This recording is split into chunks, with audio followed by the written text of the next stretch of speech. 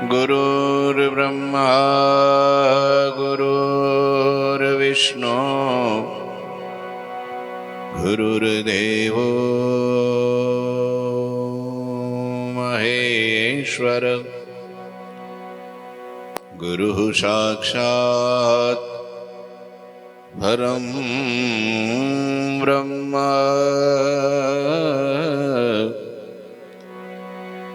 तस्मै श्री गुरुवे नमः। ओम अवतारिणे श्री स्वामिनारायणाय नमो नमः। श्री घनश्यामाय नीलकंठाय सहजानंदाय च नमो नमः। हरि कृष्णाय परम ब्रह्मणे नमो नमः।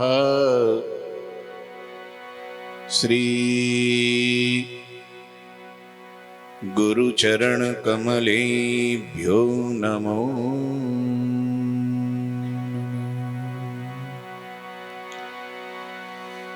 बोलो श्री स्वामीनारायण भगवाननी। વરસાદ તો બંધ થઈ ગયો છે તોય તમારો અવાજ નથી આવતો, નહીતર પતરામાં અવાજ આવતો હોય તો સંભળાય ઓછું, પણ અત્યારે એવું કંઈ તો છે નહીં.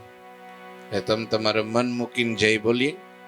બોલો શ્રી ઠાકોરજી મહારાજની, હરિકૃષ્ણ મહારાજની, ઘનશ્યામ મહારાજની, સદગુરુદેવની, 500 પરમહંસની.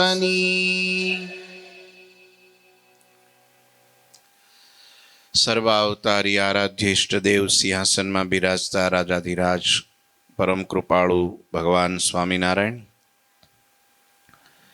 આદિ ગુરુદેવ સ્વામી શ્રી સેવી ઠાકોરજી મહારાજ સમગ્ર દિવ્ય આપણી પરંપરાના દિવ્ય સદગુરુશ્રીઓ, પ્રાણ પ્યારા પૂજ્ય ગુરુદેવ, આદરણીય સંતો, આજની સભાના યજમાન એવા દિનેશભાઈ, એમનો દીકરો, એમના ભાઈ, પરિવારજનો અને લોયાધામ પરિવારના તમામ આત્મીય ભક્તો, બધાને આજના દિવસના મારા ખૂબ ભાવથી જય શ્રી સ્વામિનારાયણ, જય શ્રી સ્વામિનારાયણ.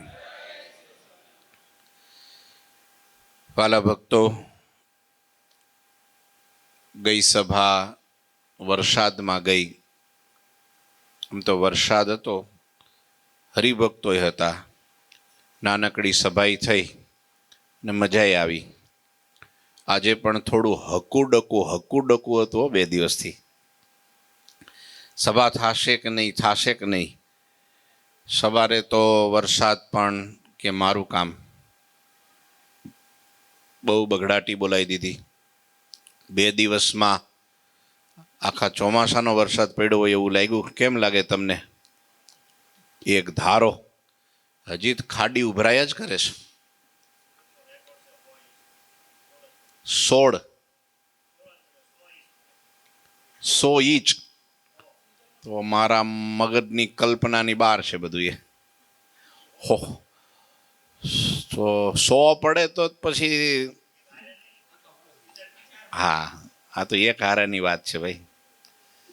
હોય તો પોગી જાય તો ધીરે ધીરે. હજી તો આ કે ચોમાસું હજી પ્રારંભ જ થયો છે. હે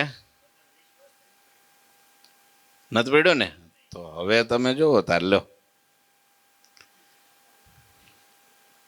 પ્રારંભ જ એવો થયો છે ચોમાસાનો. અમે બરાબર ટાઈમે જ થયો છે. આમે જોવા જઈએ તો મહિના વહેલો છે. 1 મહિના પહેલાં ધમરોડી દીધું હતું, વળી પાછું મહિના પછી પ્રારંભ સારો થયો છે. એમાંય ચોમાસું બેસે ને ચાતુર્માસ નજીક આવતો હોય ને હવે તો ક્યાં જાજા દિવસ. આ અષાઢી બીજ આવી હમણાં, સમજો 2 દી 3 દી કેટલા દી વાર છે? હે 27મી છે. લો આ તો આજ તો 24 થઈ ગઈ, 25, 26, 27, 3 દી પછી અષાઢી બીજ. અસા ગીડી વરજા મોરલા ને કંકર પેટ ભરા, અને મારે ઋતુ આવે ના બોલે તો હૈયા ફાટ મરા, એવી વાત છે. આ બધી કચ્છી કહેવતો છે. અને એમાંય કોટે મોર ટહુકિયા એવું કહે છે કવિ. કોટે મોર ટહુકિયા અને વાદળ ઝબકી વીજ, અને પછી શું છે? મારે બોલો બોલો પાછળ વાળા. ઈ તો છેલ્લું છે, ઈ તો મને આવડતું હતું. વચ્ચે વાળું નહોતું આવડતું એટલે પૂછ્યું. છંદમાં અત્યારે આ તબલા ઢોલકામાં મજા આવતી નથી. મને અત્યારે આવો સમય હોય ને ત્યારે ધર્મસ્વામી યાદ આવે, નહીતર તો હવે નહીં મજા આવે. તમારો હોંકારો ઢીલો પડે છે ને એટલે જો પાછા એક તો તમે નથી દેખાતા અને આખી વચ્ચેની લાઈન નથી દેખાતી, એટલે થોડા આમ ખસો કા થોડાક આમ ખસો. ના ના, ઈ બરાબર છે. એને આજ નીચે જ બેહવા દો આખી સભામાં. આજે અમારે દિશાંતનો જન્મદિવસ છે. મને યાદ નહોતું, એના પપ્પાને કદાચ યાદ હશે, પણ એના કરતાં વધારે મુકુંદ સ્વામીને યાદ હતું. મને કે દિશાંતનો જન્મદિવસ આવે છે. મેં કીધું લાવો ફોન કરું. અને આજે એમનો જન્મદિવસ પણ ઉજવવાનો છે. ભગવાનને એના માટે શરૂઆતમાં પ્રાર્થના કરીએ. વચનામૃતની કથા આપણી સભા પ્રમાણે ક્રમમાં ચાલતી આવે છે. છેલ્લે 12મું વચનામૃત તત્વજ્ઞાનનું સાંભળ્યું હતું. માપમાં, ડીપમાં નહીં. ડીપમાં જવા જેવું પણ હમણાં નથી. વર્ષ 2 વર્ષ જોઈશું, તે પછી મનશે સમજાવવા. પણ ત્યાર પછીનું વચનામૃત આપણે એનું પહેલાં પઠન કરવું છે, ત્યાર પછી એમાં સમજવાનો પ્રયાસ કરવો છે.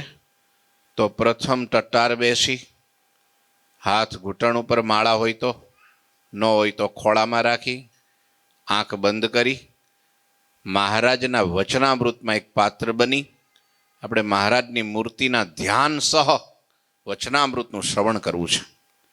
તો બધા એકાગ્રતાથી શ્રવણ આપણે કરશું. સ્વામિનારાયણ હરે, સ્વામિનારાયણ હરે. વચનામૃત ગઢડા પ્રથમ પ્રકરણનું 13મું. વડ પીપરની ડાળ અને બીજે રોપ્યાનું. સંવત 1876ના માગસરવદી પડવાને દિવસ રાત્રિને સમય શ્રીજી મહારાજ શ્રી ગઢડા મધ્યે દાદા ખાચરના દરબારમાં શ્રી વાસુદેવ નારાયણના મંદિરને સમીપે લીમડાના વૃક્ષની હેઠે ઓટા ઉપર ઢોલિયો ઢળાવીને વિરાજમાન હતા. રાતો સુરવાળ પહેર્યો હતો, રાતી ડગલી પહેરી હતી, માથે સોનેરી શેલું બાંધ્યું હતું, કટીને વિશે સોનેરી શેલું બાંધ્યું હતું,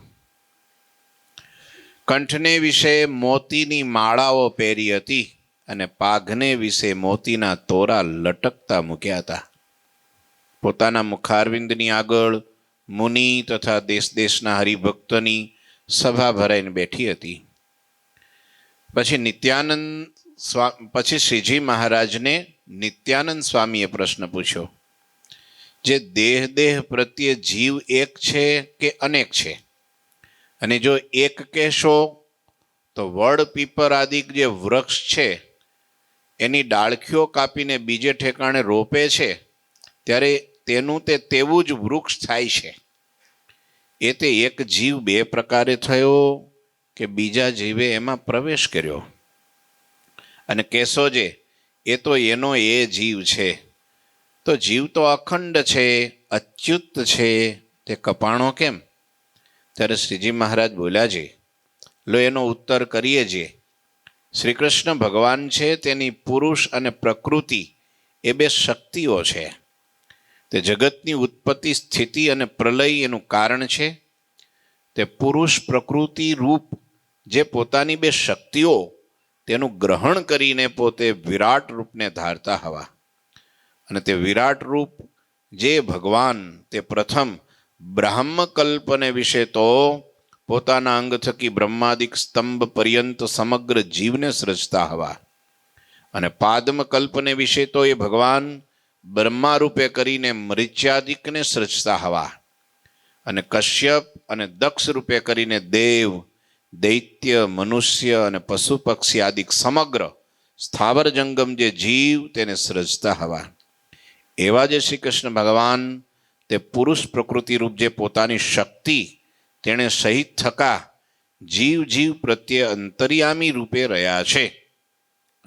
અને જે જીવે જેવા કર્મ કર્યા છે તે જીવને તેવા દેહને પમાડે છે. અને તે જીવ છે તેણે પૂર્વ જન્મને વિશે કેટલાક કર્મ તો સત્વગુણ પ્રધાનપણે કરીને કર્યા છે, કેટલાક કર્મ રજોગુણ પ્રધાનપણે કરીને કર્યા છે, અને કેટલાક કર્મ તમોગુણ પ્રધાનપણે કરીને કર્યા છે. તે કર્મને અનુસારે એ જીવને ભગવાન જે તે ઉદ્ભીજ જાતિના જે દેહ, જરાયુજ જાતિના જે દેહ, સ્વેદજ જાતિના જે દેહ અને અંડજ જાતિના જે દેહ તેને પમાડે છે. અને સુખ દુઃખ રૂપ જે કર્મના ફળ તેને પમાડે છે. અને જીવના કર્મને અનુસારે એના દેહ થકી બીજા દેહને સર્જે છે. જેમ કશ્યપાદિક પ્રજાપતિના દેહ થકી અનેક જાતિના દેહને સૃજતા હવા, તેમ એના એ ભગવાન અંતર્યામી રૂપે કરીને સમગ્ર જીવ જીવ પ્રત્યે રહ્યા થકા જે દેહ થકી જેમ ઉપજ્યાની રીતિ હોય તેમ બીજા દેહને ઉપજાવે છે. પણ જે જીવ થકી બીજા દેહને ઉપજાવે છે તે જીવ જ અનેક રૂપે થાય એમ નથી. એ તો જે જીવને જેના દેહ થકી ઉપજ્યાનો કર્મ સંબંધ પ્રાપ્ત થયો હોય તે જીવને તે દ્વારા એ ઉપજાવે છે. ઇતિ વચનામૃતમ. એવી રીતે ગરડા પ્રથમ પ્રકરણનું 13મું વચનામૃત થયું. હવે આંખો ખોલી નાખો. આય પાછું ભાઈ તત્વજ્ઞાનનું ભાઈ જ આવ્યું. આ થોડું તત્વજ્ઞાનનું જ વચનામૃત છે. સમજાણું કે કેમ થયું? નહીં.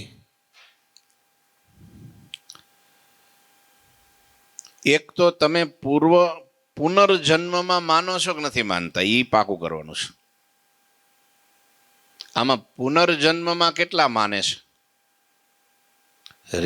રિનકાર્નેશન કહેવાય જેને, રિનકાર્નેશન. એક ને બે જ જણા માને છે, 3 જણા માને છે. બાકી બધાય જન્મ જ થતો જ નથી. એનો અર્થ જ થયો ને. અત્યારે ભલભલા માનવા માંડ્યા છે, નાસ્તિકોય માનવા માંડ્યા છે. તો આપણે માનવું જ જોઈએ. એટલે બધા આંગળી ઊંચી કરો. હા, એમ પરાણે કરાવી પડે છે. પુનર્જન્મ છે.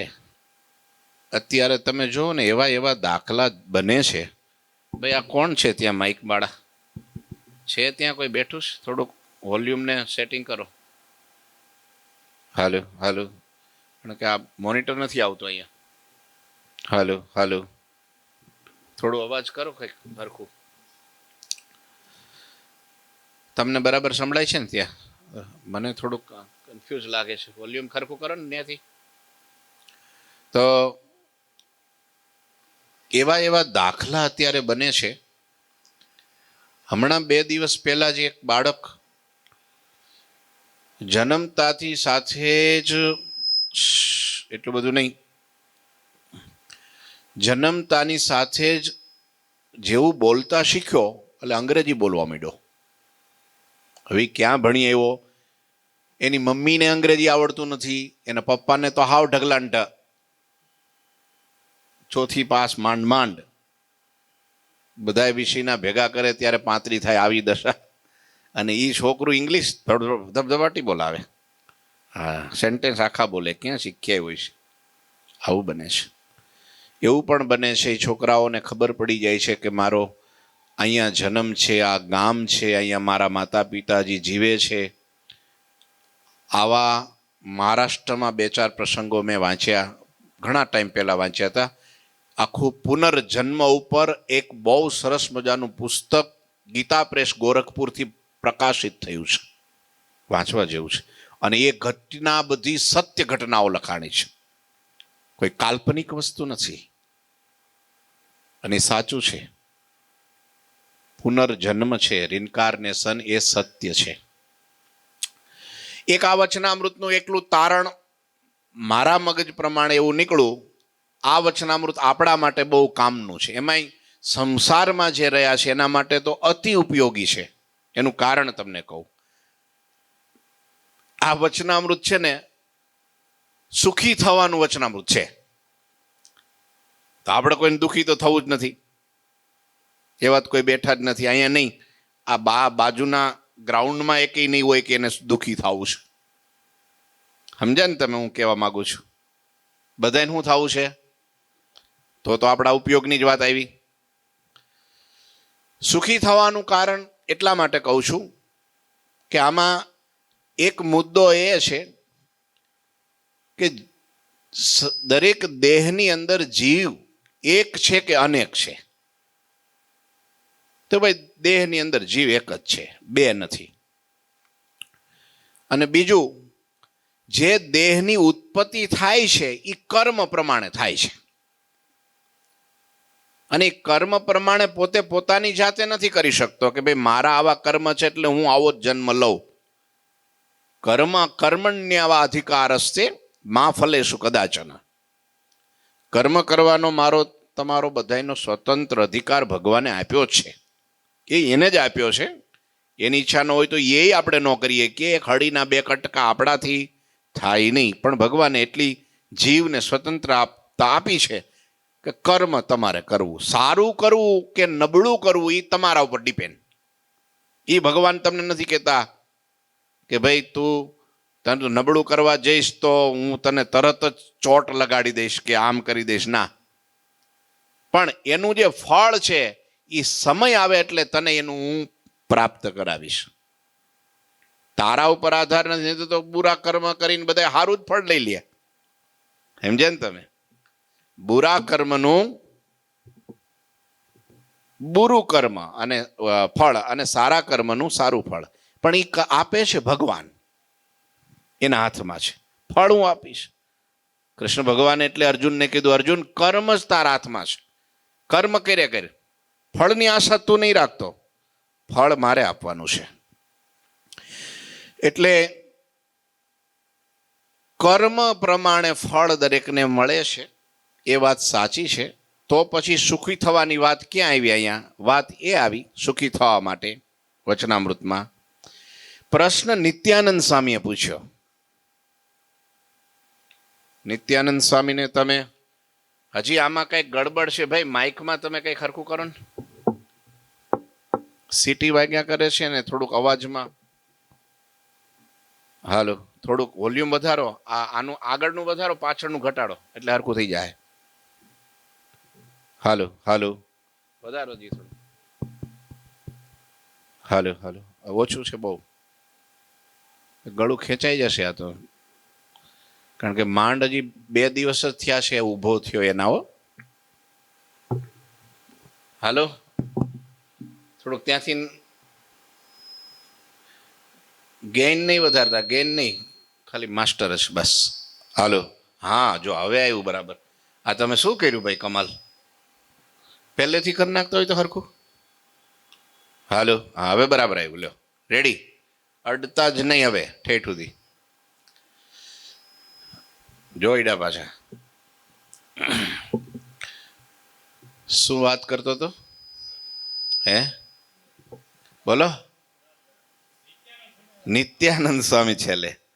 નિત્યાનંદ સ્વામી મહારાજના મુક્ત હતા અક્ષરધામના, પણ આ જન્મ ધરતી ઉપર થયો દંતિયા ગામના વતની હતા. દીનમણી શર્મા એનું નામ હતું. હોનાની થાળીમાં ખાતા હતા. કહેવાનો અર્થ સુખી સંપન્ન ઘરના હતા. બહુ ઠાઠમાઠથી જીવન જીવતા, બહુ એવા પ્રભાવશાળી વ્યક્તિત્વ. રાજા મહારાજાઓ પણ એમને બહુ સારી રીતે આદર સન્માન આપતા. પણ મહારાજના ઉનાની અંદર, ઊંઝાની અંદર ખાલી મહારાજના દાંત જોયા ને, એ દાંત જોઈને એ દીનમણી શર્મા મહારાજના ચરણમાં પડી ગયા અને પોતાનો બધો ઠાઠમાઠ ઉતારી અને મહારાજના પરમહંસ બન્યા. નિત્યાનંદ સ્વામી બની ગયા. કેટલી વાતમાં? આપણે સભા ભરી ભરીને થાકી જાય તોય અમૃત ભગત. આ ખાલી દાંત. એક સંત એવા હતા મહારાજની ખાલી ચાલ જોઈને સાધુ થઈ ગયા. બોલો હે પૂર્ણાનંદ સ્વામી. હા સાચી વાત. ગજા ગઢવી હતા, કવિ હતા, અને બ્રહ્માનંદ સ્વામીની હરોળના હતા. જેવા તેવા કવિ ને કાવ્ય રચના, છંદો, દોહાઓ એવા જમાવટ કરી દેતા એ પૂર્ણાનંદ સ્વામી. આમ મહારાજ છે ને છંદોની જ્યારે સ્પર્ધા કહેતા, શું કહેવાય એને, અંતાક્ષરીઓ કરતા ને સ્પર્ધાઓ, એમાં બ્રહ્માનંદ સ્વામીની સાથે ટક્કર ઝીલી શકે એવા એક પૂર્ણાનંદ જ હતા. એવા પ્રકાર. પણ એને મહારાજની ખાલી ચાલ જોઈને એમાં બધું જ તિલાંજલિ આપી અને મહારાજના સંત બની ગયેલા. નિત્યાનંદ સ્વામી પણ એવા હતા. નિત્યાનંદ સ્વામી બૃહસ્પતિનો અવતાર હતા. દેવતાઓના ગુરુ બૃહસ્પતિ. એટલી એનામાં વિદ્વત્તા હતી કે જ્યાં પણ શાસ્ત્રાર્થ કરવા જાય ત્યાં ગાડાઓ ભરીને પુસ્તકો લઈ જાય, અને ત્યાં કોઈ વિદ્વાન એમ પૂછે કે તમે આ વાત કરો છો એ કયા પ્રમાણથી કરો છો, કયા શાસ્ત્રના આધારે કરો છો, તો નિત્યાનંદ સ્વામી પેજ નંબર સાથે, લીટી સાથે જ્ઞાન કાઢીને બતાવતા. જોઈને શાસ્ત્રાર્થ કરતા હતા એમ નહીં હો. કોઈ પૂછે ક્યાં લખ્યું છે આ જગ્યાએ, આ ગ્રંથમાં આટલા પાના નંબર અને આ જગ્યાએ આ લીટીમાં જો આ લખ્યું. એટલા વિદ્વાન હતા. તો વિચારો. પણ છતાંય આખી જિંદગીનું ચરિત્ર તમે વાંચો, આખી જિંદગી દાસ ભાવે રહ્યા. દાસ ભાવે. એવા નિર્માની ભાવે મહારાજના મુક્તો રહી શક્યો. બાકી તાકાતની બહારની વાત છે. બાકી થોડુંક બોલતા શીખી જવાય, થોડીક ગાતા શીખી જવાય, થોડીક કુશળતા શીખી જવાય, કંઈ પણ કંઈક થોડું આવી જાય એટલે કોઈ એને ફેર એવું કહી શકાય નહીં. નહીતર એને બોલે નહીં પણ અંદર આઘાત તો જરૂર લાગે. લ્યો, આ નિર્માની એટલે મહારાજ પોતાની સાથે રાખતા. નિત્યાનંદ સ્વામીના બહુ વખાણ કરતા, અને જ્યાં પણ કોઈ પ્રશ્ન ઉઠાવે, મોટા મોટા ભારતના એ ગ્રેડના મોટા મોટા વિદ્વાન પ્રગાઢ પંડિતો જ્યારે મહારાજને કે મહારાજના આ રચેલા સંપ્રદાયને કોઈને પણ એના ગ્રંથોને લલકારે, ત્યારે મહારાજ નિત્યાનંદ સ્વામીને મોકલી આપતા કે સ્વામી જાઓ તમે. ઉમરેઠ હોય, અમદાવાદ હોય, નડિયાદ હોય, ગઢડા હોય, વડતાલ હોય, વધારેમાં વધારે શાસ્ત્રાર્થ કર્યો હોય તો નિત્યાનંદ સ્વામીએ. મુક્તાનંદ સ્વામી પણ ખરા, પણ મુક્તાનંદ સ્વામી વડીલ હતા બહુ.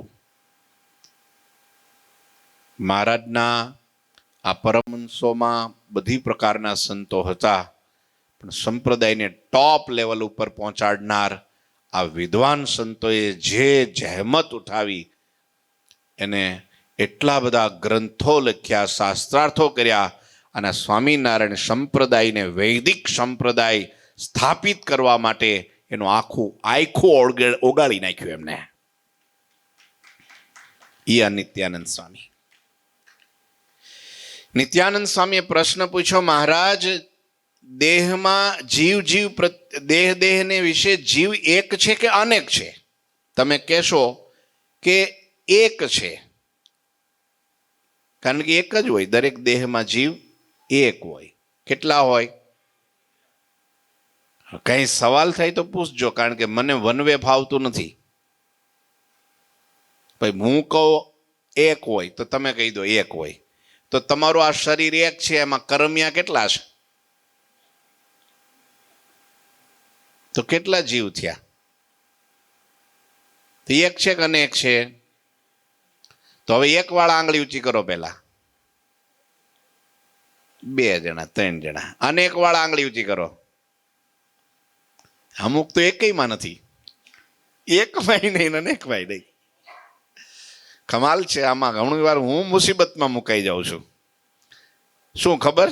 તમે મારી કથા સાંભળો છો કે નહીં, એ મુસીબતમાં મુકાઈ જાઉં છું. શરમ ના માર્યા. અત્યારે શરમાળ જીવન બહુ થઈ ગયું છે. ખાઈએ તોય આંગળી ઊંચી ન કરે. કઈ વાંધો નહીં, એ પણ એક ઘરેણું છે.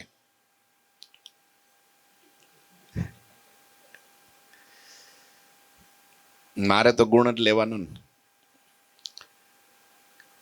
કરમિયા અનેક છે પેટમાં, પણ એના દેહ પાછા જુદા જુદા છે. એટલે દરેક જીવમાં, દેહમાં જીવ તો એક જ છે, બે નથી. તો પ્રશ્ન સ્વામીનો એ છે કે વડ પીપળની ડાળી કાપી અને બીજી જગ્યાએ રોપી દઈએ તો એ પાછો એમાં ફણગા ફૂટીને ઝાડ થાય છે. તો એ પેલો વડ પીપળનો જ જીવ આવ્યો? તમે એમ કહેશો કે હા એ જ જીવ આવ્યો, એમ પ્રશ્ન પૂછાઈ ગયો સ્વામીથી કે એ જ જીવ આવ્યો તો બે જીવ એકમાંથી બે થયા એટલે કટકા થયા. તો જીવ તો અછેદ્ય છે, અભેદ્ય છે, શાસ્ત્રમાં લખ્યું છે, અવિનાશી છે, અખંડ છે. તો એના ખંડ કેમ થયા? તો પાછો તરત સ્વામીએ પ્રશ્ન એવો ન પૂછ્યો કે અનેક છે એમ કહેશો તો, કારણ કે અનેક તો છે જ નહીં, એ દેહ પ્રત્યે તો જીવ એક જ છે. તો કપાણો કેમ? ત્યાં પ્રશ્ન પૂરો થઈ ગયો. ત્યારે મહારાજ કે તો સ્વામી એમાં એમ છે. પછી મહારાજે આખો સૃષ્ટિનો ક્રમ બતાવ્યો. પુરુષ અને પ્રકૃતિથી શરૂઆત કરી. એ પુરુષ અને પ્રકૃતિ, પ્રકૃતિ એટલે સ્ત્રી, પુરુષ એટલે પુરુષ. પણ આ જગતના પંચભૂતના ખોળિયા એ સ્ત્રી પુરુષ નથી, એ મહાપંચભૂત જે ભગવાનના મુક્તોની વાત છે. જે ભગવાનના અક્ષરધામમાંથી એક મુક્ત ઊભા થયા અને મહારાજની આજ્ઞાથી બ્રહ્માંડો સર્જવાની જે પોતે જવાબદારી હાથમાં લીધી અને પછી એનો મહામાયામાં પ્રવેશ થયો. અને એ મહાપુરુષને મહામાયામાંથી અનંત કોટી પ્રધાન પુરુષો થયા. અનંત કોટી પ્રધાન પુરુષો પણ કેવા? એક એક પ્રધાન પુરુષ અનંત કોટી બ્રહ્માંડોની ઉત્પત્તિ સ્થિતિને પ્રલય કરે એવા શક્તિમાન. એના થકી મહત્તત્વ થયું, 3 પ્રકારનો અહંકાર થયો, એમાંથી 24 તત્વો થયા અને 24 તત્વોમાંથી વિરાટ નામનો દેહ થયો અને વિરાટની નાભીમાંથી બ્રહ્મા થયા અને બ્રહ્માજીએ સૃષ્ટિ શરૂ કર્યું. એમાંથી મરીચ્યાદિક ઋષિઓ થયા, દક્ષ પ્રજાપતિ થયા અને એમાંથી મનુષ્ય, દૈત્ય, દાનવ, દેવ, પશુ, પંખી, પ્રાણી, જીવજંતુ જે કાંઈ દેખાય છે એ બધું એમાંથી થયું. બ્રહ્મકલ્પ અને પાદ્મકલ્પની વાત આમાં આવી. પહેલા આ બધું થોડું ચોખ્ખું કરી દઉં. બ્રહ્મકલ્પ એટલે શું? બ્રહ્માંડની ઉત્પત્તિનો પ્રથમ દિવસ એટલે બ્રહ્મકલ્પ. પાદ્મકલ્પ એટલે શું? કે ભાઈ એનો છેલ્લો દિવસ પૂરું થઈ ગયું અને પછીથી જે આ સૃષ્ટિની શરૂઆત થઈ એનું નામ પાદ્મકલ્પ. દ્વિપરાર્ધ. પરાર્ધ એટલે શું? તો સંખ્યાવાચક છે. એકમ, દશક, 100, બરાબર, 1000, 10,000, લાખ, 10 લાખ, કરોડ, એવી રીતનો એક દ્વિપરાર્ધ. એક પરાર્ધ. એક પરાર્ધ એટલે શું? પૃથ્વીલોકના 4 અબજ ને 32 કરોડ વર્ષો જાય ત્યારે બ્રહ્માનો ખાલી દિવસ થાય, એક પરાર્ધ. અને પછી એનો દિવસ પૂરો થાય એટલે દ્વિપરાર્ધ. એટલે 8 અબજ ને 64 કરોડ વર્ષો જાય ત્યારે બ્રહ્માનો એક દિવસ જ થાય ખાલી પૂરો. બોલો, એટલું બ્રહ્મા જીવે. એટલામાં એવા બ્રહ્મા પાછી એક દિવસ નહીં, એના વર્ષોમાં 100 વર્ષ જીવે. કેટલા વર્ષ? 100 વર્ષ જીવે. અને પછીથી ભગવાને એમાંથી સૃષ્ટિનો આ ક્રમ આખો બતાવ્યો. બીજું એક સ્પષ્ટ એ કહી દઉં કે મહારાજે પછી કર્યા પછી એક વાત એ કરી કે ભગવાને સૃષ્ટિની રચના અલગ અલગ જે જીવની કરી છે એ બધી ભગવાને એનું સર્જન કર્યું છે એ પ્રમાણે થાય છે. મનુષ્યમાંથી મનુષ્ય ઉત્પન્ન થાય, પશુમાંથી પશુ ઉત્પન્ન થાય, વનસ્પતિમાંથી વનસ્પતિ ઉત્પન્ન થાય, કીટાણુમાંથી અમુક પરસેવામાંથી ઉત્પન્ન થાય, અમુક કંઈક ઈંડા મૂકે અને એમાંથી ઉત્પન્ન થાય. આ એનો ક્રમ છે જેના થકી ભગવાને એ સર્જન એ રીતનું કર્યું છે. એ પ્રમાણે એનો ક્રમ પ્રમાણે સૃષ્ટિ થાય છે. તો તમે પૂછ્યું કે વનસ્પતિ, એક વનસ્પતિ જ એવી છે કે જે વનસ્પતિમાં ડાળખું કાપીને બીજે વાવી દો તો પણ એ ચોંટી જાય છે. એમાં બધી વનસ્પતિ એવી નથી પાછી, અમુક અમુક જ છે. અમુકને તો બીજ વાવો તો જ ઉગે, એ ડાળખા ન ઉગે. સમજ્યા તમે? અમુકને બીજ રોપો તો જ એમાંથી બીજો છોડવો ઊભો થાય કે ઝાડ થાય. પણ અમુકને ડાળી કાપીને, આ ચંપો છે એનું ડાળખું કાપીને મૂકી દો, થોરિયું તમે ત્યાં મૂકી દો, વડલાનું ડાળખું મૂકી દો, પીપળો મૂકી દો તો ઉગી જાય, બીજું ના ઉગે. એમાં એમ કેમ? તો કે ભગવાનની રચના જ પ્રમાણે કરી છે. એટલે કહેવાનો અર્થ મહારાજનો એટલો છે શોર્ટમાં કે ભાઈ આ વનસ્પતિમાં ભગવાન આ રીતની ગોઠવણ કરી છે એટલે એ પ્રમાણે થાય છે. એમાં શું નવાઈ છે? પણ નવાઈની વાત એક બીજી આમાં એ કીધી, કર્મ પ્રમાણે દરેકને જન્મ મળે છે. એના ઉપર આપણે ફોકસ વધારે કરવાનું છે, સુખી થવા માટે. સાંભળજો હવે, ટટ્ટાર બેસી જાઓ થોડાક, આપણા ઉપર આવે છે. સુખી થવા માટે કેમ? મહારાજે કીધું કે જેની જે કર્મ પ્રમાણે, જેના એ પ્રમાણે હોય એ પ્રમાણે ભગવાન એ જીવને એ દેહ સૃજી આપે છે.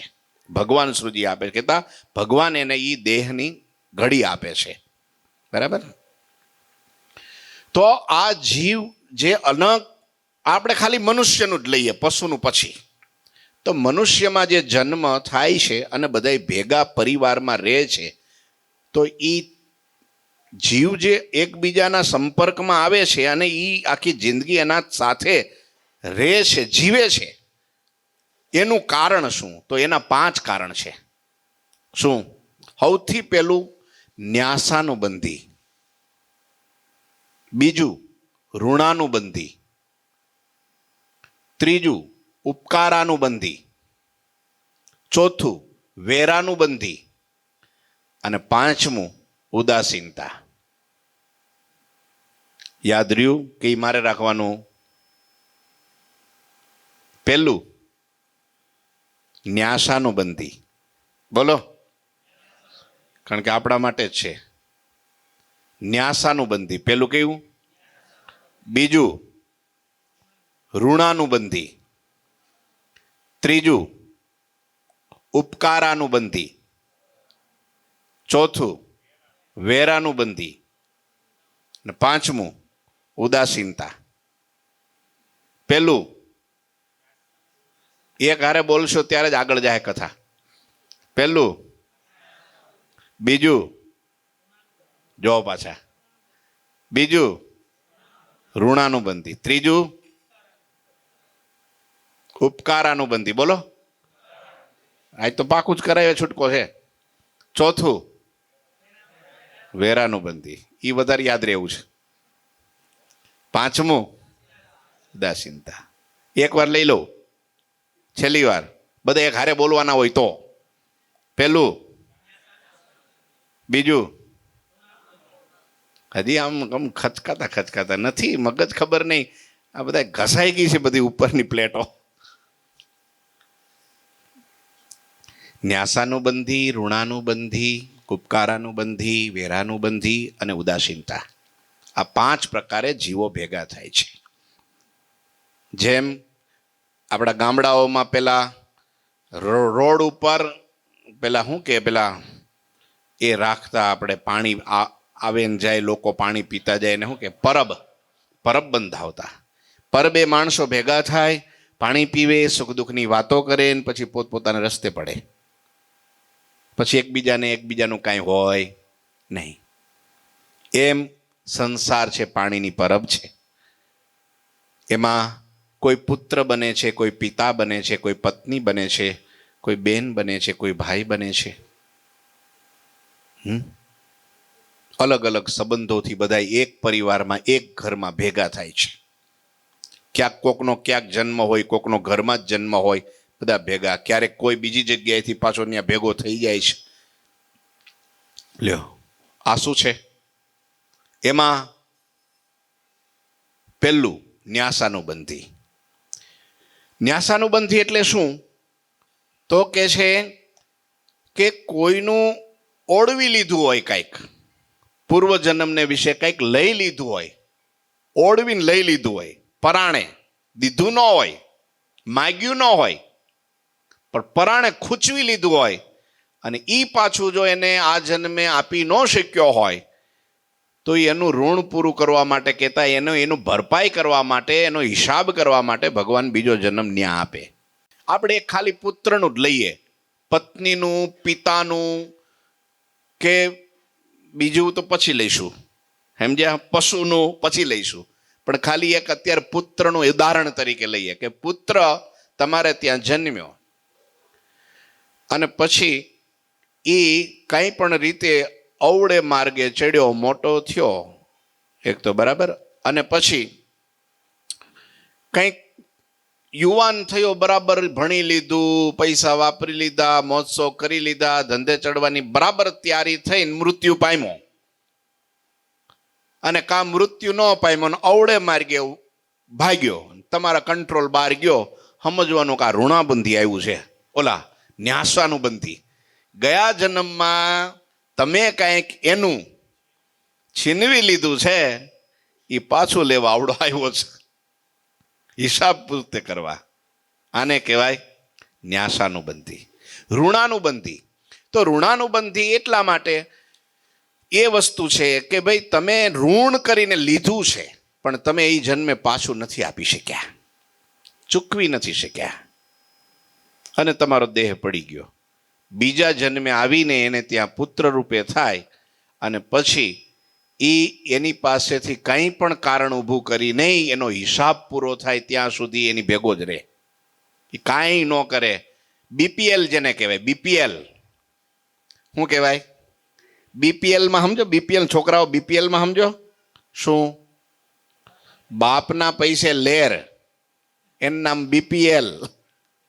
બાપના પૈસે લેર, એને લેર જ કરવાની હોય, કારણ કે હા ગયા વખતનું બાપે આની પાસેથી કંઈક લીધું છે પણ દઈ નથી ગયો પાછું, એટલે આવ્યો પાછો લેવા. હા, એટલે એને ચૂકતું ન થાય ત્યાં સુધી એનો પીછો છોડે નહીં. આ કહેવાય ઋણાનુબંધી. ઉપકારાનુબંધી, ભલે કાંઈ લીધું નથી, કાંઈ નથી કર્યું, પણ કેવળ ઉપકાર કરવા માટે, બીજાનું સારું ભલું કરવા માટે જેનો જન્મ થયો છે, એ તમે જો મા બાપની સેવા સારી કરે, કાંઈ બીજું કારણ નથી, કોઈ ભલા માણસની બધાની મદદરૂપ થાય, સારું વર્તન કરે અને પરોપકાર માટે જ સ્પેશિયલ જન્મ લીધો છે, એને કહેવાય ઉપકારાનુબંધી.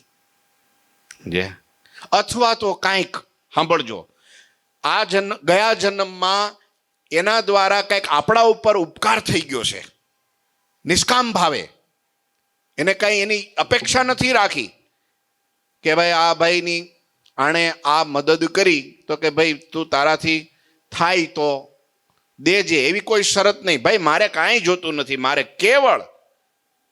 કેવળ બસ મારી ઈચ્છા છે હું તારી મદદ કરું બસ. પણ મદદ તો કરી નાખી, પણ પેલા ઉપર ઋણ એનું ચડી ગયું, એ ઋણ પાછું અદા કરવા માટે આવડા આયે એની ઈચ્છા કે નહીં મારે આ જન્મે ન થાય તોય કાંઈ નહીં, પણ બીજા જન્મે મારે તારું ઋણ તો રહેવા નથી દેવું, એટલે જન્મ લઈ અને એનું ઋણ અદા કરે, એ ઉપકારાનુબંધી કહેવાય. અને ત્રીજું છે, ચોથું છે વેરાનુબંધી. હા, કોઈકની સાથે આ જન્મમાં શત્રુતા થઈ ગઈ, વેર બંધાઈ ગયું અને કોઈ કારણસર એનો દેહ પડી ગયો, પણ પેલું વેર વાળવા માટે પણ માણસ ફરી જન્મીને એના જ કુટુંબમાં, પરિવારમાં કોઈ પણ સંબંધીનું રૂપ લઈને આવે અને પછી એ એવો આડો ફાટે ને એવી રીતનો માર મારે ને એવી રીતનો હેરાન કરે, એવી રીતનો લોહી પીવે, સમજવાનું કે આવડો આ વેર વાળવા આવ્યો છે. શું કરવા આવ્યો છે? આ સંસારમાં આપણને કેવા દાખલાઓ દેખાય છે ને આપણી નજર સામે આ બધું દેખાય છે, આ કળિયુગમાં તો ખાસ. અને ચોથું છે, પાંચમું છે ઉદાસીનતા. ઉદાસીનતા એટલા માટે, એનો અર્થ એ છે બસ કેવળ જન્મ થયો છે એનો ભગવાનની ઈચ્છાથી થયો છે, આ ધરતી ઉપર આવ્યો છે, એને કોઈ પાસે કાંઈ લેવું નથી ને દેવું નથી, બસ એમનેમ એનું જીવન વ્યતીત કરે છે અને એની રીતે પૂરું કરે છે ઉદાસીન ભાવે. કે જેમ રાજા ભરત એનો જન્મ થયો તો એને સંસાર પ્રત્યે કાંઈ ન રહ્યું, વૈરાગ થઈ ગયો, માતા પિતાનો ત્યાગ કરી દીધો, ઘર પરિવારનો બીજા ત્રીજાનો, મારે બસ હું મારી મસ્તીમાં બસ. તો એ ઉદાસીનતા એ રૂપે જન્મે છે. આવી રીતના 5 પ્રકારે સંસારમાં પરિવારજનો બધા ભેગા થાય છે. લ્યો, હવે તમારે કંઈક આ 5માંથી એકાદી ઘટના જો ઘટે ત્યારે આટલો જ વિચાર કરવાનો, આના કારણે આ થયું છે એટલે મારે કાંઈ આમાં મૂંઝાવાની જરૂર નથી, દુઃખી થવાનું પ્રશ્ન ઊભો જ ન થાય કે ભાઈ આમ કેમ, એ આમ છે એટલે આમ થયું છે, એટલે ખુશ રહેવાનું. સમય પૂરો થાય એટલે પૂરું થઈ જાય, આ ઓટોમેટિક છે. ત્યાં સુધી તમે ગમે એટલા ધમપછાડા કરશો તો પણ એનો કાંઈ નિવેડો આવવાનો નથી. અને ભગવાન કૃપા કરે અને ભગવાનના સાધુ કૃપા કરે તો વાત જુદી છે. ત્યાં જઈને તમે જેમ દાખલા તરીકે વાઘા ખાચર હતા સારંગપુરના, અને એ સારંગપુરની અંદર એવો દુકાળ પીડ્યો કે એવી પરિસ્થિતિ બદલી, લોકોની રાજા હતા પણ પ્રજાનું એવું ભરણ પોષણ નહોતા કરી શકતા, અને એવા દુઃખી થયા ને પોતાના ઘરમાં પણ એક હાંધે 13 તૂટે, અન્ન દાંતને વેર થવા માંડ્યું ને એવા દુઃખી થયા. તે દિવસે ગોપાળાનંદ સ્વામીને બોલાવ્યા. ગોપાળાનંદ સ્વામી બોટાદ હતા, ત્યાં ગયા દોડતા, સ્વામીને પગે પડી ગયા કે સ્વામી દયા કરો કે હું સત્સંગી હરી, મારો બાપ સત્સંગી જીવા ખાચરના દીકરા હતા વાઘા ખાચર, અને હું સત્સંગી એવો, મેં જીવનમાં કોઈ દી કાંઈ પાપ કર્યું નથી, કાંઈ ખોટું કર્યું નથી, તો મારા જીવનમાં આવું દુઃખ કેમ, શું વાંધો છે? કે અરે મારો દીકરો જો તમે જો તો ખરા, એવો આડે માર્ગે, અને આવું ખોટું, અને આ મારાથી દેખાતું નથી, આખી રાત દિવસ મને વેદના થયા કરે છે, આમ કેમ? બધું ખલાસ કરી નાખ્યું એને, ખોટા માર્ગે, અધર્મને માર્ગે, પાપને માર્ગે બધું ખલાસ કરી નાખ્યું છે મહારાજ. સ્વામી શું કરું, આનું કેમ, કારણ શું? તે દિવસે સ્વામી આંખ બંધ કરી. સ્વામી તો અંતર્યામી પુરુષ જાણી ગયા, અને પછી કીધું વાઘા ખાચર, હા, કે તમે તમારી ખેતીવાડીમાં કોઈક હાથી, જૂના જમાનામાં હાથી કે એને શું કે ચાકર રાખ્યો તો ખેતીનું કામ કરવા? તો હા રાખ્યો તો ને. ક્યાં છે અત્યારે? તો એ તો દેહ મેલી ગયો છે સ્વામી. તો દેહ મેલી ગયો એ બરાબર છે, પણ એની જે ચાકરી તમે નક્કી કરી છે ને? તો કે હા કરી હતી ને. એ ચાકરી નક્કી કરી પ્રમાણે એને તમે દીધું તું ટાઈમે કે બધું ભેગું કર્યું હતું? તો કે ના, દીધું નથી, બધું જે જોઈએ નક્કી કર્યું તે પ્રમાણે નથી આપી શક્યો. આપીશમાં એનો દેહ પડી ગયો. ઈવડો એ હાથી તમારે ઘેરે દીકરો થઈને આવ્યો છે. હવે જ્યાં સુધી એનું લેણું પૂરું નહીં થાય ત્યાં સુધી ઈવડો જવાનું નથી. સમજે છે? બસ આમ થાય. સ્વામી કંઈક દયા કરો, સંત ધારે તો પ્રારબ્ધ બદલી નાખે, કાળને ઠેલી નાખે, વિધાતાના લેખ ઉપર મેઘ મારી દે. સ્વામીને દયા ઉપજી, ચાલો તમને એક એવો ભાઈ આપું કે તમારા બધા કષ્ટોને ભેદી નાખે. અને પછી સારંગપુરમાં પગલા સ્વામીએ મૂક્યા કે મારે એક મોટી શિલા જોઈએ છે. ગામની ભાગોળે ગયા, અને આ આપણા માટે જ કથા છે, જગત માટે, બીજા માટે નથી. અને જે ઘટના ઘટી તમને બધાને ખબર છે, એનો વિસ્તાર કરવા જેવો નથી, નહીતર અર્થનો અનર્થ લોકો કરે આમાંથી. અને પછી કષ્ટભંજન દેવને પ્રગટ કર્યા, પ્રતિષ્ઠા કરી, પ્રાર્થના કરી કે તમે દુઃખ દૂર કરજો, કષ્ટને ભંજન કરજો. અને ત્યારથી પછી એના દુઃખ દૂર થયા, અને સારંગપુર વાળા કષ્ટભંજન દેવ પધરાવ્યા. દેવની જય. લ્યો, એમ સંત કરી શકે, ભગવાન કરી શકે, બાકી પ્રારબ્ધને ઠેલવવા કોઈના બાપની તાકાત નથી. એ લેખ પર મેખ મારવી કોઈની તાકાત નથી. પણ એટલું તો સાચું, જો નિખાલસ થઈને સંત સુધી ન પહોંચે તો આ જન્મે ભોગવે છૂટકો. જ્યાં સુધી આવરદા હોય ત્યાં સુધી. ઘણીવાર તો ભગવાનને એટલું ખોટું લાગે તેની આવરદા લંબાવી હોય દે, 75 માંથી 95 કરી નાખે, ભૂગા કાઢી નાખે. સમજ્યા? આવડો આ પ્રાર્થના કરતો હોય, પ્રભુ મારી દોરી ખેંચી લ્યો. પ્રભુ કે છે ખેંચી ખેંચીને ફીંડલા થઈ ગયા, અંત આવે એમ નથી, હમણાં રે ન્યા, અહીં કાંઈ જરૂર નથી. કામ જ એવા કર્યા હોય, શું કરીએ? દેવા તો પડે રે અંતે સૌને નડે છે ઘરે. બોલો બોલો બોલો. આ ભજનમાં અમુક અમુક બાબત જે લખી છે મને ઓછી ફાવે છે, કારણ કે ભગવાનને હોય અંદર લઈ લીધા છે એટલે. કારણ કે અયોધ્યાના રાજા દશરથની વાત તો બરાબર છે, પણ એ દશરથે એકવાર અજાણતામાં પણ શ્રવણના પ્રાણ લીધા ને મા બાપે શાપ દીધો. ભગવાન એને ઘેરે અવતર્યા તો પણ એનું કર્મનું લેખ મટ્યું નહીં, અને એણે પણ દિવાલે માથા પછાડીને રામ રામ કહત રાવ ગયા સુરધામ એમ કહેવાય છે. રાજા દશરથની મુક્તિ ન થઈ, પ્રેત યોનીને પામ્યા. જેદી 14 વર્ષનો વનવાસ ખેડીને પાછા ફરતા એમાં ગંગા સરયુ નદીને કાંઠે એનું પિતૃ તર્પણ કર્યું. ત્યાર પછી રાજા દશરથની મુક્તિ થઈને ગોલોક વૈકુંઠે પામ્યા. વાલી એમ કહેવાય છે કે વાલીને આ એક એક્ઝામ્પલ તરીકે આપ્યું છે, બાકી ભગવાનને આ કાયદો લાગુ નથી પડતો, એટલું યાદ રાખજો. પાછા આ મનુષ્ય માટે છે, ભગવાનને ભગવાનના સંત માટે નથી, મહાપુરુષો મુક્તો માટે નથી, આ મનુષ્ય માટે છે.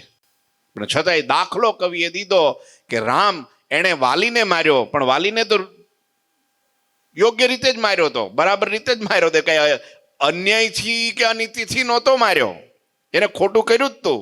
પણ કવિ એમ કે છે એ વાલીને માર્યો, અને વાલીને થયું કે અમારા ભાઈ ભાઈની લડાઈમાં તે મને શું કરવા માર્યો. અને તે દિવસે એમ કહેવાય છે, ભજનમાં એવું લખ્યું છે, એ જે વાલી પાછો પારધી રૂપે જન્મ્યો અને કૃષ્ણ ભગવાનના પગમાં બાણ મારી અને ઓમ તત્સત કરીને ગોલોકે વયા ગયા. એટલે કહેવાનો અર્થ એ છે કે જો એને એમ થતું હોય તો હું તમે કયા વાડીના મૂળા, વાત આના ઉપર ભાર છે. એક બીજી તમને કથા કહું. કર્મના બદલા તો દરેકે દેવા પડે છે, ભગવાનનો એ ન્યાય છે. અને આ માત્ર હિન્દુ ધર્મમાં નહીં, ઓલ ધ વર્લ્ડના દરેક સ્ક્રિપ્ચર શાસ્ત્રોમાં આ કાનૂન બધાનો એક હરખો છે. અવશ્ય મેવ હિ ભોક્તવ્યમ કૃતઃ કર્મ શુભાશુભમ. કોઈ પણ કર્મ, શુભ કે અશુભ કર્મ તમે કરો, એનું ફળ આ જન્મે કે બીજા જન્મે અંતે ભોગવવું પડે છે, ભોગવવું પડે છે ને ભોગવવું જ પડે છે. એ કર્મને ભક્તિ કરવા માટેની આ કથા છે. કર્મને જ આપણે ભક્તિ કરી નાખીએ તો એ ભક્તિ દ્વારા મુક્તિ શક્ય છે, બાકી કર્મથી કોઈ દી મુક્તિ શક્ય નથી. કોઈ એમ કે કર્મ ખપાડી દઈએ અને મુક્ત થઈ જઈએ તો પણ મુક્ત થવાતું નથી. કેમ કે માણસ હૂતોય કર્મ કરે, મનથી કર્મ કરે, ઇન્દ્રિયોથી કર્મ કરે, દેહથી કર્મ કરે. કેટલા ખપાડશે, ઢગલા થઈ ગયા છે. કર્મ પણ 3 પ્રકારના છે: સંચિત કર્મ, પ્રારબ્ધ કર્મ, ક્રિયમાણ કર્મ.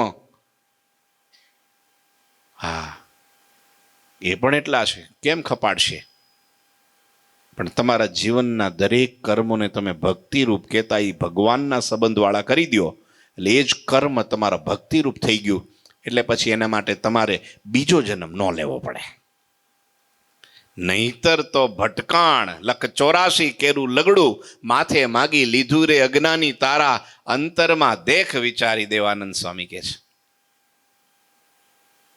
આ બહુ કથા થોડી સિરિયસ કથા છે, હાસ્ય રમૂજ માટેની કે ગમ્મત માટેની નથી. આત્માને ઢંઢોળવાની છે, વિચારવાની છે, મનન કરવાની છે. મારો જન્મ શા માટે થયો છે, અને હવે હજી હું જો કદાચ કોઈએ એવું વિચારવાની જરૂર નથી કે મારું કંઈક બાપા પાસે લેવાનું બાકી છે એટલે હું જન્મો છું એટલે હવે લઈને જ જઈશ. સમજેશ? આવું ના વિચારતા કોઈ, નહીતર કે મારો જન્મ એટલે જ થયો છે કે બાપા બીપીએલ કે છે ને, તો પછી એ જ બાપા પાછા તમારી પાસે આવશે, વધારે થઈ ગયું છે લેવા. રામનમ ચક્કર તૂટશે નહીં. પછી જન્મ મૃત્યુની ખાઈમાંથી નીકળવા માટેનું વચનામૃત છે, પરમ સુખિયા રહેવાનું વચનામૃત છે. એક કથા તમને કહી દો વચ્ચે. કાર્યાણીની બાજુમાં સજેલી ને વજેલી બે ગામ છે. એ સજેલી વજેલીની સીમ હાવ અડી અડીને છે. એમાં બરાબર ખેતર બે, આ ખેતર સજેલીનું, આ ખેતર વજેલીનું. સજેલીમાં એક બ્રાહ્મણ રહે અને વજેલીમાં એક પટેલ રહે. બ્રાહ્મણ જયશંકર, પટેલનું કદાચ નામ હું ભૂલી ગયો છું. જયશંકર તો બ્રાહ્મણનું નામ, અને પટેલનું નામ કંઈક હું ભૂલી ગયો છું. તો એ પટેલ, એ બંને જણાની એક શેઢે જમીન, ગામ જુદા પણ શેઢો એક. બંને જણા, પણ એમાં આ પટેલ છે ને થોડો વાયડો, તે થોડો થોડો શેઢો છે ને આમ ખાંભા પાણા ઉચકાવી અને પેલા બ્રાહ્મણના જમીનમાં મૂકે, એક એક ચા વધારતો જાય. એટલે પેલો જોવે, પણ બ્રાહ્મણ બિચારો સંતોષ એટલે કાંઈ બોલે ને, ઈશે જવા દો, એકાદ ચા ઓછો, બીજું હું. પણ આવું રોજ કરે, અમુક સમય થાય એટલે કરે, ઘણી વાર દેખતા કરે, આવું બધું. આને હાવ પેલો માનીને કરે કે આ કંઈક બોમણ શું કરશે મને. એક દિવસ જયશંકરે ધીરે રહીને પાસે જઈને કીધું, ભાઈ તારે જોતી હોય તો બધી જમીન મારી હું તને આપી દઉં, પણ આવા પાણા ઉચકાવીને આમ ફેરવવાનો અર્થ શું? તને જો ઓછી થતી હોય, તારી જમીન લાગતી હોય તો મારી બધી તું લઈ લે, રોજ આ પાણા ફેરવવાનું રહેવા દે તું. તો પેલાને ચડ્યો ક્રોધ, આવું કીધું, હું કઈ એવો છું કે તારી આપેલી ભીખ લઈ લઉં એમ? અભિમાની માણસ. તે હાથમાં કુવાડો હતો ને, તે જે આ બ્રાહ્મણના પગમાં માર્યો ને, પગ ભાંગી નાખ્યો, કાપી જ નાખ્યો પગ. બે પાછા ભગત હતા પાછા, અને એ સ્વામિનારાયણ ભગવાનના ભગત હતા. તમે વિચારો. પણ પેલાનો ક્રોધ કાબુમાં ન રહ્યો, અને લાલચ લાગેલી. તિલક ચાંદલો, મંદિરે જાય, કંઠીએ ખરી, ચોટલીએ ખરી, બ્રાહ્મણ ભગત. એટલે આ બ્રાહ્મણે તો પડી ગયા બિચારાને, કઈ બીજું કઈ કર્યું નહીં. ગામમાં ગયા, લઈ ગયા, લોકોને ખબર પડી, દવા કરી, સારું એ થઈ ગયું. પણ આને અમુક સમય થયો ને, એટલે આને આ જે પટેલ હતા ને,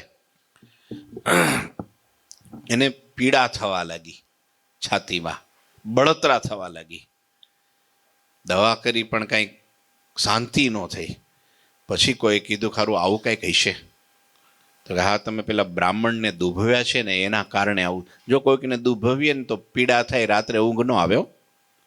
કીડી જેવા જીવને એટલે મહારાજે કીધું કોઈ દી દુભવવા નહીં.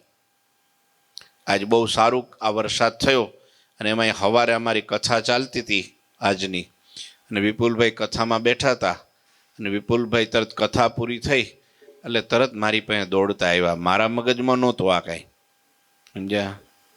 પણ વિપુલભાઈ મને કે આ બિચારા ઝૂંપડાવાળાને આટલું વરસાદ ધબધબાટી બોલાવે છે, અને આ ઝૂંપડા બધાય તણાય, અને એમાં કાંઈ લાકડા બાકડા કાંઈ બીજું ત્રીજું ઘર વખરી કાંઈ રહે નહીં, અને લોકો ગમે નહીં આ છાપરું કે દિવાલની ઓથ ગોતીને ઊભા હોય, અને સવારે છોકરાઓ નાના હોય, એના મા બાપ બધાય ભૂખ્યા ટળવળતા હોય, ક્યાં ખાવા જાય? તો આપણે થોડુંક બનાવીએ. મેં કીધું હા, હજુ દંડવટ બાકી હતા ને એને કીધું, તો મેં કીધું મને શું પૂછો, ચાલુ જ કરી દો. તરત લોટ, અહીં 4-5 બહેનો તો આમ તો બસ ગઈ હતી લોયા, 4 વાગે 5 વાગે અહીં ઉતરા હતા. અમુક બહેનો વયા ગયા, પણ 2-4 બહેનો અહીંયા બેઠા હતા. હા, અમારે ક્યાં ગયા આપણે? હા, જો દિલીપભાઈ કે આજ તો મારે તો ઘેરે જ નથી જવા, અહીં જ નાઈ લીધું એમને. લ્યો, અને પછી રહોડું ચાલુ કર્યું. સવારે એટલા માણસો જમાડ્યા, પછી બપોરે પછી કીધું શાકેય બનાવી નાખો ને રોટલીઓ બનાવી નાખે. આજ બહેનોને તાલીઓથી વધાવો, આખો દી રહોડું રોટલી જ વણી છાંટ્યું હતી. લ્યો, બપોરે એટલા જમાડ્યા, લગભગ બધા થઈને 300-400 થઈ ગયા છો, 3 ટાઈમના થઈને. હા, ચાલુ જ હતું અહીંયા. હું ની અંદર દેખાતું હતું ને કે માણસો ચાલુ થયું કે આવ્યા કરે. મેં કીધું આવ્યા કરે ને તમે બનાવ્યા કરો ને જમાડ્યા કરો. હા, બપોરે સરસ રોટલી શાક ને એવું સાદું બનાવ્યું, બધાને બહુ ખુશ થઈ ગયા લોકો. અને સાંજે પછી આમંત્રણ આપી દીધું તો સાંજે અહીં જમી જ જાજો. તે 5 વાગે તો આવી ગયા હતા નહીં પ્રકાશભાઈ? પ્રકાશભાઈ હતા, ત્યાર પછી અમારે ભાવેશભાઈ હતા, પછી દિલીપભાઈ હતા અહીંની. હા, અને બીજા 2-3 કોણ હતું? અરવિંદભાઈ હતા. હા, અને બધાય બહેનો હતા. રહોડું ધબધબાટી. એટલે કહેવાનો અર્થ કે દયાભાવ. દુખ્યો દેખી ન ખમાય, દયા આણી અતિ આકડા થાય, અનધન વસ્ત્ર આપી દુઃખ ટાળે. તો આ હરિભક્તોનો સ્વભાવ, સંતોનો સ્વભાવ. આ વાત ગુરુજી સાંભળે એટલે બહુ રાજી થાય. બહુ. આટલા માટે જ આપણું 11 વર્ષથી સદાવ્રત વડોદરામાં ગરીબો માટે ચાલે છે. ફૂટપાથ પર પડેલા લોકો, હાવ ઘરબાર વગરના, પરિવાર વગરના અને રોજગાર વગરના લોકોને ત્યાં જમાડે છે. લો, 365 દી વિચારો. અને ઘીમાં તહતા લાડવા ને કેરીનો રસ ને તમે જલેબી ને ફાફડા ને હા રબડી ને આવું બધું. એવાય દિવસો આપણા આવે એના માટે તાલી પાડો કે આપણે એવું બધું બધાને જમાડીએ, આપણે ન જમજમ કરીએ. સમજ્યા? કોઈ કેવો દેખાય ને બસ. અને અહીંયા આવતા હતા ને હું પૂછતો હતો, અહીંયા હમણાં દિલીપભાઈ મને ત્યારે કહેતા, મેં કીધું આવે જ? અરે કે બિચારા હાથ જોડી જાય છે કે બહુ સારું કર્યું હો, તમે મને જમાડ્યા, બહુ સારું કર્યું. આવા સમય ભૂખ્યા થયા હોય બિચારા. લ્યો, એટલે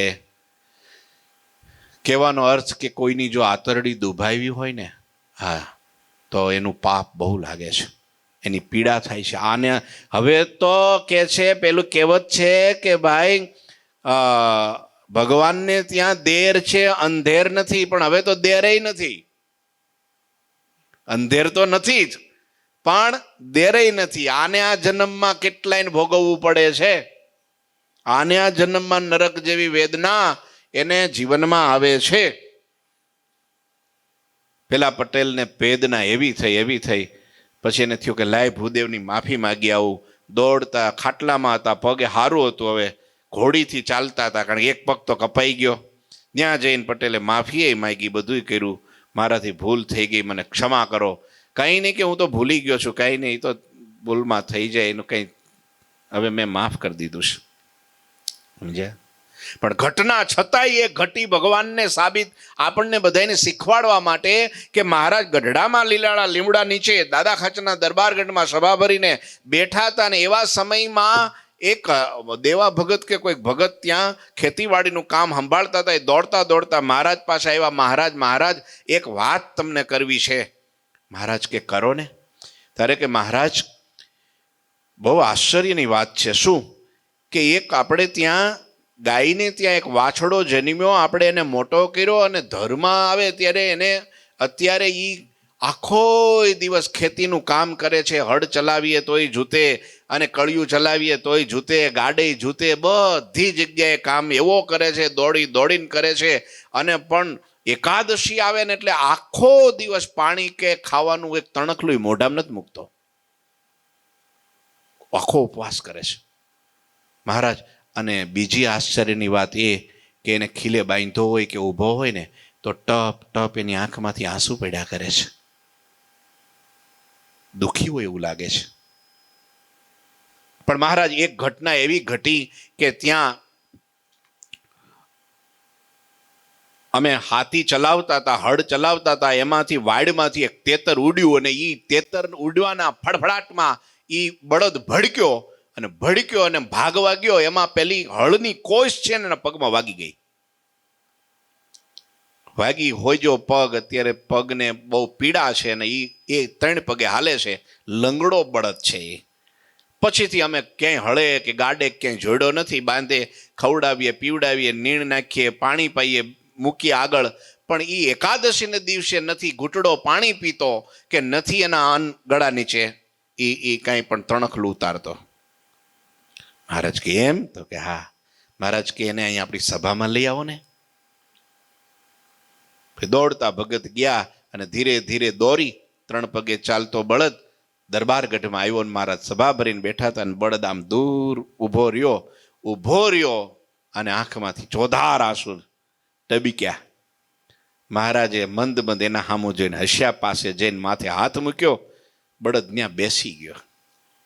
સભા ભરાણી, બળદ પાછળ બેઠો છે, બધા આગળ બેઠા છે. સભા ચાલુ થઈ. મહારાજ બ્રહ્મરસની વાતો માંડ્યા કરવા. એવામાં સજેલી ગામ, વઝેલી ગામના એ જયશંકર ભૂદેવ એક પગે લંગડાતા ઘોડી બગલમાં દબાવી અને એ સભામાં પ્રવેશ કર્યો.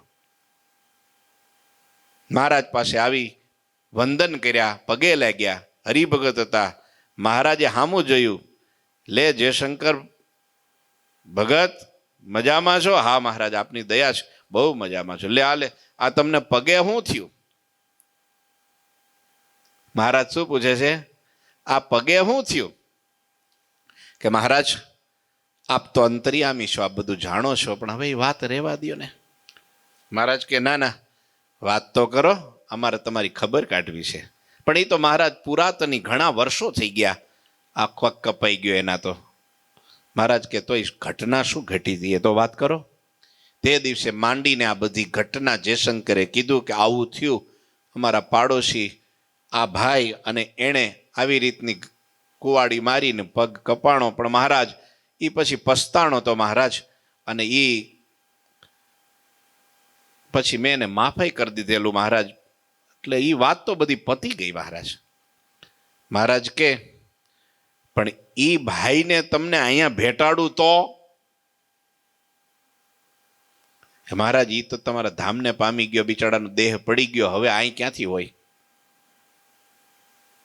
મહારાજ કે ઈ ભાઈ સભાની પાછળ તમે નજર નાખો, અહીં સભાની પાછળ બેઠા છે. મહારાજ પેલા જયશંકરે આમ નજર નાખી, જોયું તો એને હરિભક્તો ને સંતો બધા બેઠેલા જોયા. એને કલ્પના ક્યાંથી હોય કે મહારાજ કોનો ઈશારો કરે છે? મહારાજ કે, બ્રાહ્મણ કે મહારાજ કોણ છે એ અહીંયા? મહારાજ કે જો આમ છેલ્લે બેઠા. છેલ્લે કોણ? એકબીજાના મોઢા સામું બધા જોવે. અને ત્યારે મહારાજ એનું કાંડું પકડીને પાસે લઈ ગયા અને બળદને માથે હાથ મૂકીને કીધું, ઈ આ પોતે છે. હે મહારાજ, પણ મેં તો એને માફ કરી દીધેલું. બસ માફ કર્યું એટલું પુણ્ય એને થયું. એને કારણે દાદા ખાચરની ગૌશાળાની ગાયની પેટે એને જન્મ મળ્યો, એ પુણ્યના પ્રતાપે. અને ત્યાં દાદા ખાચરની ખેતીની એની સેવા મળી એને. અને જો તે દિવસે એને પસ્તાવો ન થયો હોત ને દેહ પડ્યો તો કોણ જાણે ક્યાં હીરાની રાખમાં નાખત. ક્યાં અત્યારે ઇઝરાયલનું ધમરોડી બોલે છે ને, લે એમાં એકાદાનો પગ ભાંગ્યો તો કઈનું કઈ પ્રોબ્લેમ. ફળ તો એને ભગવાન ગમે એ પ્રકારે આપે છે, પણ હવે એ નિયમ પાળે છે. બહુ ડાયો થઈ ગયો છે. એકાદશી તણખલું મોઢામાં નથી લેતો. પાક્કો ભગત થઈ ગયો એકાંતિક, ને બહુ પસ્તાવો કરે છે. અને ત્યારે પેલા ભૂદેવ કે મહારાજ હવે એનો છૂટકો કરો ને, મને દયા આવે છે, હું તમને મહારાજ પ્રાર્થના કરું છું. આમને હવે એ કે જો તમારો પગ ભાંગ્યો ને તો એનોય પગ ભાંગ્યો જો. પણ મહારાજે દયા કરી એના ઉપર, કરુણા દ્રષ્ટિ ફેંકીને કીધું આવતી એકાદશીની રાહ જો. આ એકાદશી નિમી એકાદશીને દિવસે એમ કીધું મહારાજ. હું બોલા ક્યારે છે? કેટલા દિવસની વાર છે?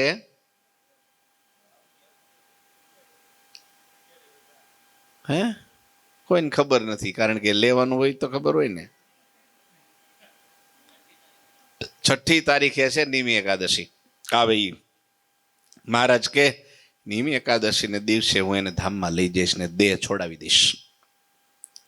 કહેવાનો અર્થ એટલો છે વાલા ભક્તો, કે બધાને રાજી રાખવા, બસ હાથ જોડવા. કદાચ એને આપણું કાંઈક બગાડ્યું તો આપણે એનું બગાડવું નહીં. કોઈ દી વેર કોઈની હારે બાંધવું નહીં, કોઈ દિવસ નહીં. હશે ચાલો કાંઈક કહી દીધું તો આપણું કાંઈક હતું બાકી એને પૂરું કર્યું. બાકી આપણે કોઈ દી વેરનો બદલો, ગુરુજી ઘણીવાર કથામાં કે મેં મારી જિંદગીમાં કોઈ દી મારી સાથે કોઈએ ગમે એવું વેર રાખ્યું હોય તો પણ મેં વેરનો બદલો કોઈ દી વાળ્યો નથી વેરથી. ને વેરથી કોઈ દી વેર વળે નહીં, વધે પણ વળે નહીં. જો તમે રાખો ફરી પૂરું કરવા પાછું આવવું પડે. આ વચનામૃતનો એટલો જ સારાંશ છે વાલા ભક્તો, કે બસ કર્મના આધારે બધા ભેગા થયા છીએ, પણ હવે આ જે કાંઈ મને આપે છે એ મારું પૂર્વનું પૂરું કરવા કરે છે, માટે મારે એમાં કાંઈ હસ્તક્ષેપ કરવો નહીં. હસી ખુશીથી ભોગવી લેવું, હસતા હસતા. કે છે ને પેલી કડીમાં કે છે ને કે આવે જીવનમાં તડકાને છાયા, સુખ દુઃખ ના પડે પણ છાયા, મારી કાયા રહે કે ના રહે, મારે માયા તમારી કરવી છે. આવે જીવનમાં મુક્તિ મળે કે ના મળે, પણ મારે ભક્તિ તમારી કરવી છે. બસ આ વચનામૃતનો સાર આટલો છે. વાલા ભક્તો, આપણે મહારાજને પ્રાર્થના કરીએ, મહારાજ કંઈક કોકનું લેવાનું દેવાનું રહી ગયું હોય તો અત્યારે આ જન્મમાં પૂરું કરી દેજો. હવે બીજો જન્મ લેવો જ ભાઈ. મજા આવતી હોય તો વાંધો નહીં. હા બસ એમ. હવે અહીં ભટકણમાં કાંઈ આવવું, અહીં કાંઈ મજા નથી. મહારાજ કે મારા સુખમાં તમને પહોંચાડવા છે, અખંડ બ્રહ્માનંદમાં, પરમાનંદમાં પહોંચાડવા છે. એટલે હવે આ વચનામૃતને આપણે મનન કરીએ, ચિંતન કરીએ અને વારંવાર એને આપણે જીવનમાં ઉતારીએ.